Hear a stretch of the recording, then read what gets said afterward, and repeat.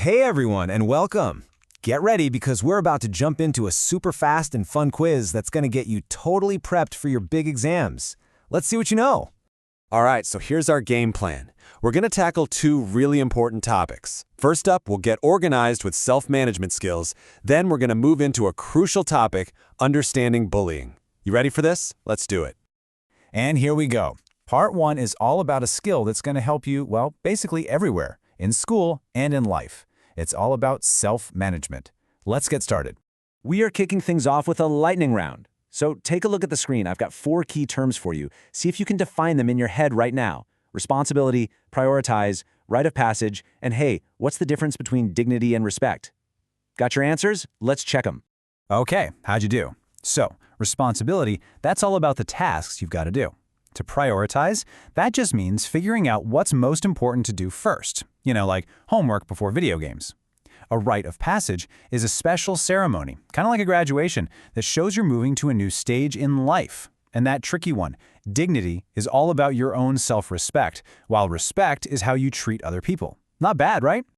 All right, let's build on that. We're sticking with responsibility here. Can you think of, say, 3 responsibilities you have at school, and how about 2 at home? And for the big picture question, why is being responsible such a good thing anyway? And here we go. At school, things like listening to your teacher, getting work done on time, and treating people with respect, those are huge. At home, it could be helping with chores or taking care of your pets. And why does it all matter? Well, it builds trust, it teaches you how to manage your time, and honestly, it just makes you feel really proud of yourself. Okay, next up is a tool that can be a total lifesaver when you feel like you have a million things to do. The action plan. So, this is a 2-part question for you. What's an action plan for, and what are the 4 simple steps you need to make a really good one? You can think of an action plan as your own personal roadmap for getting stuff done. It's super simple. Step 1. Just make a big list of everything you need to do. Step 2, group those things into categories like homework, chores, and, even playtime. Step 3, prioritize. Decide what's the most urgent. And finally, step 4, time block. That just means you schedule a specific time to do each thing. Easy. So you've made this awesome action plan, but how do you actually stick to it? What are 2 really important but simple tips to make sure your plan actually works?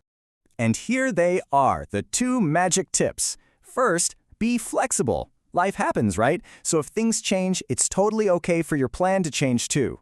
And second, and this might be the best tip, reward yourself. When you get your work done, go do something fun. You absolutely earned it. Okay, this is a big one. We've all been there, that feeling of being totally swamped with work. So, what's the secret?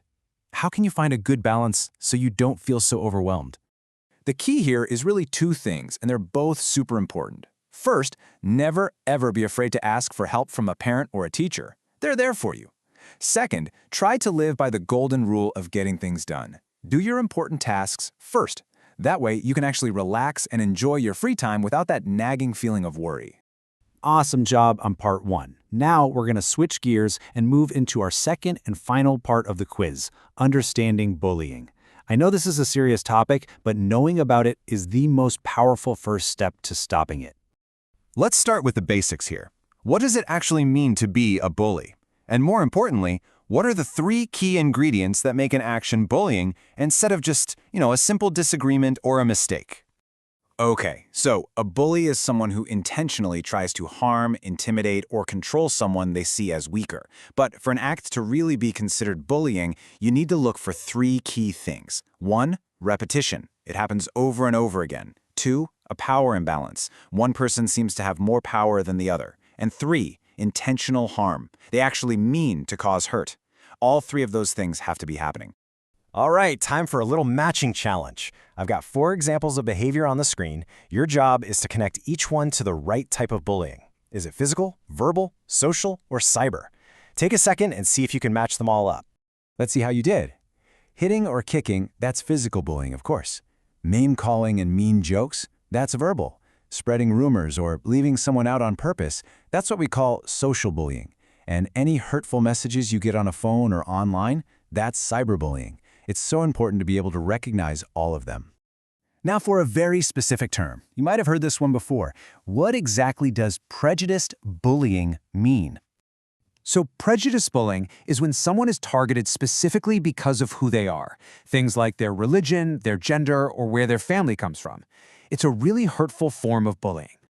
This is a tough question, but it's a really important one. It's hard to understand why someone would want to hurt another person. Can you think of 3 possible reasons why someone might bully others? You know, there's never just one simple answer, and it's usually way more complicated than it seems on the surface. Someone might bully because they feel insecure or have low self-esteem.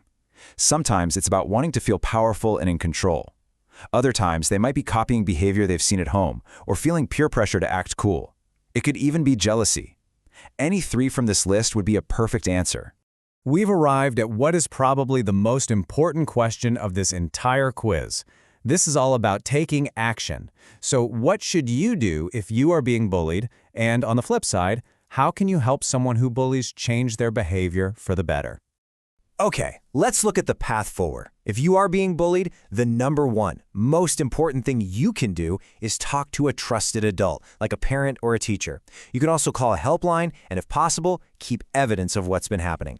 Now, to help someone who bullies, you can encourage them to talk about their feelings. Let them know it's okay to ask for help. It's all about providing support and not just staying silent. And just like that, you did it. You completed the quiz. Fantastic work. So you've reviewed self-management and how to understand and respond to bullying. My last question for you is this. How can you take everything we just talked about and use it to become not just better at exams, but a stronger and kinder person every single day? Something to think about. Good luck with everything, and thanks so much for joining me.